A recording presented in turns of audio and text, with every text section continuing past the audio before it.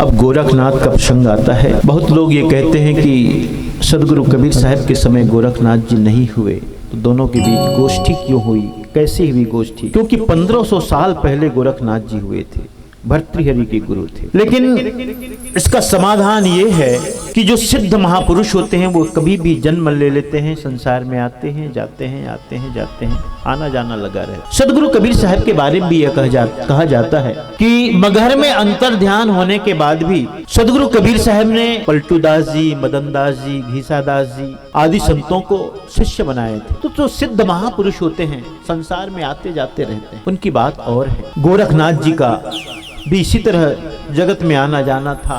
वो अपनी इच्छा से आते जाते हैं, वो कर्म संस्कारों की विवशता के कारण नहीं, अपनी इच्छा के कारण। सदगुरु कबीर साहब स्वामी जी अपने गुरुदेव स्वामी रामानंद जी के आश्रम में रहते थे और साहब के रहने से दिनों दिन वैष्णव धर्म की उन्नति और प्रगति होने लगी थी। साहेब जगह जगह जाते थे, सत्य धर्म का प्रचार करते थे, लोगों को उपदेश करते थे। वैष्णव संप्रदाय के संतों में और नाथ संप्रदाय के संतों में सदा से विवाद रहा है। जो नाथ संप्रदाय के संत होते थे, जिसको कहते थे कनफट्टा, जिसके कान फटे होते थे, अघोरी संत, ये वैष्णव संतों को बड़ा सताते थे, क्योंकि वैष्णव संप्रदाय के जो संत होते थे बड़े सीधे साधे होते थे, सरल स्वभाव। इन नाथ संप्रदाय के अघोरी संतों को बड़ा मजा आता था वैष्णव संप्रदाय के संतों को अपमानित करना, उनको सिद्धि चमत्कारों के बल पर उन पर विजय प्राप्त करते थे और उनको विवश करते थे कि तुम वैष्णव संप्रदाय छोड़ो, साधु वेश छोड़ो और नाथ संप्रदाय में दीक्षित हो जाओ, दबाव बनाते थे। उनकी कंठी तोड़ दी जाती थी, तिलक चाट लिए जाते थे, भेष छीन लिया जाता था।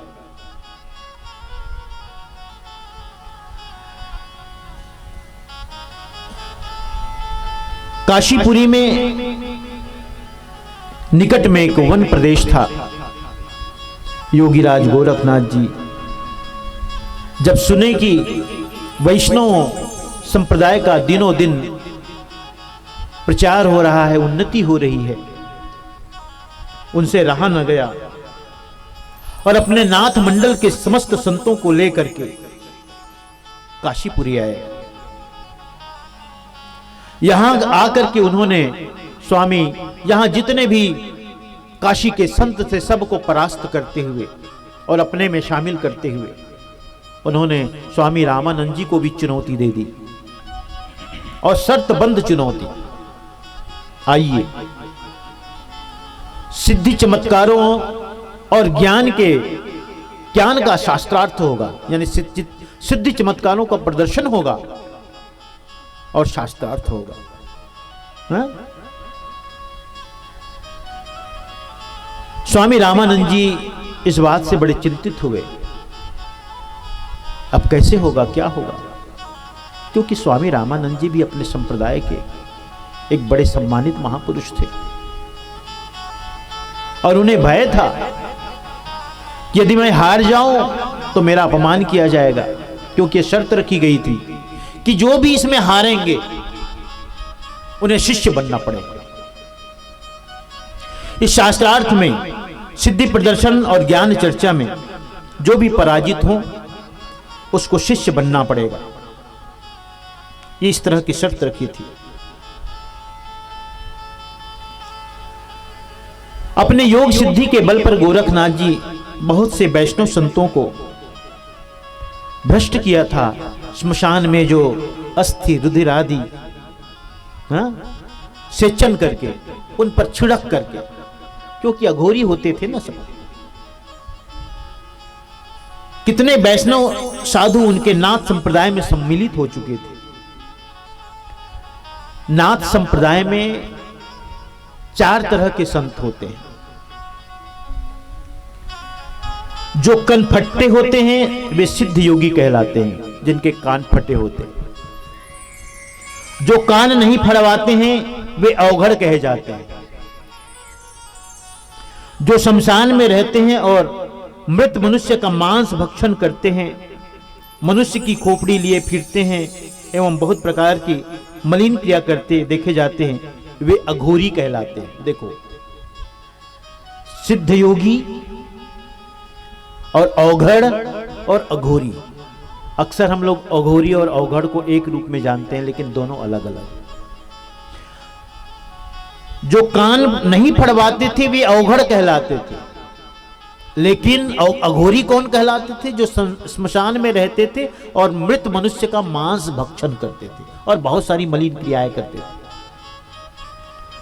उसे अघोरी कहा जाता था। और जो शमशान में रहते थे, मुर्दा का भस्म धारण करते थे और कटी प्रदेश में कमर में घंटी बांधकर अलग जगाते थे, उनको अलखिया कहते थे। यानी अलखिया, अघोरी, अवघड़ और सिद्ध योगी, ये चार कोटि थी नाथ संप्रदाय के संतों की।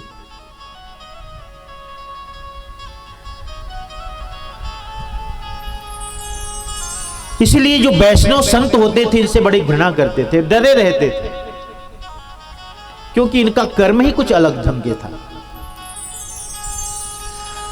जो एक संत का स्वभाव होता है, सहजता, सरलता, साधुता, पवित्रता, रहनी, आचरण, ऐसा कुछ भी नहीं। और अभी भी ऐसे देखने को मिलता है, बहुत से लोगों को मैं देखता हूं। काशी में जाओ तो देखो, भस्म लगाए हुए, जटाजूट बढ़ाए हुए, पान कोई खा रहा है, कोई शराब भी पीता है, कोई मांस खाता है। सदगुरु कबीर साहब ने ऐसे संतों को कभी भी महिमा नहीं दी। गांजा पीने वाले, भगवान शंकर की आड़ लेकर के कि भगवान शंकर का, भोलेनाथ का प्रसाद है करके गांजा पीने वाले, शराब पीने वाले, साहब ने कभी इसको महिमा नहीं दी।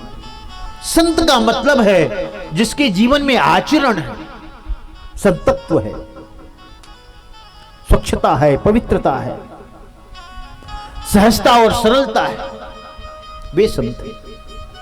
तो वैष्णव संत सीधे साधे सरल होते थे, बड़े डरते थे।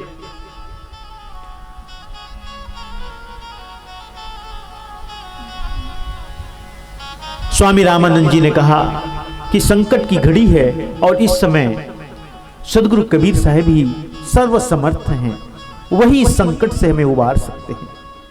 सदगुरु कबीर साहब से आग्रह किया गया, साहब ने कहा तुम चिंता ना करो। और जो निर्धारित स्थान था वहां सदगुरु कबीर साहब स्वामी रामानंद जी और संतों के साथ वहां पहुंचे। जब वहां पहुंचे तो देखा कि गोरखनाथ जी अपने संतों के बीच त्रिशूल गाड़ करके त्रिशूल की नोक पे बैठे हुए हैं। सदगुरु कबीर साहब ने देखा, मन ही मन सोचा कितना बड़ा घमंडी, कितना बड़ा अभिमानी, त्रिशूल की नोक में बैठा हुआ। साहब ने स्वामी रामानंद जी से कहा, साहब, स्वामी जी अभी हमारे अभ्यागत हैं, हमारे मेहमान हैं, काशी पधारे हैं, तो इनका सम्मान किया जाए, माला हार पहनाया जाए, माला हार पहनाई जाए।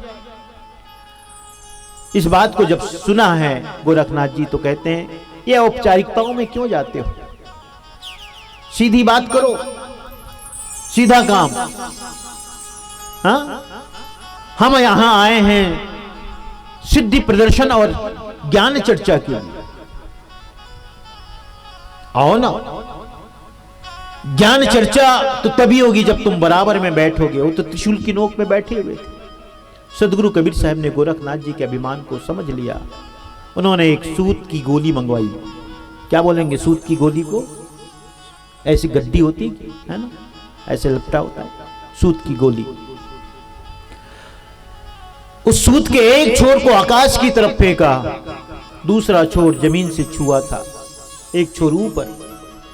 सदगुरु कबीर साहब अपने अलौकिक शक्ति के बल पर सूत के सबसे ऊपर छोर पर बैठ गए, विराजमान हो गए और उन्होंने ललकारा था गोरखनाथ जी को, गोरखनाथ जी यहां आओ ना, ज्ञान चर्चा यहां होगी,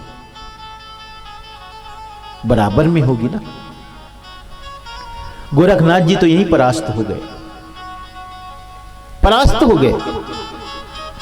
उन्हें लगा था ये सब क्या मेरे सामने खड़े होंगे, हाँ इनके पास क्या है, मेरे सिद्धि की शक्ति जितनी है इनके पास क्या होगी भला।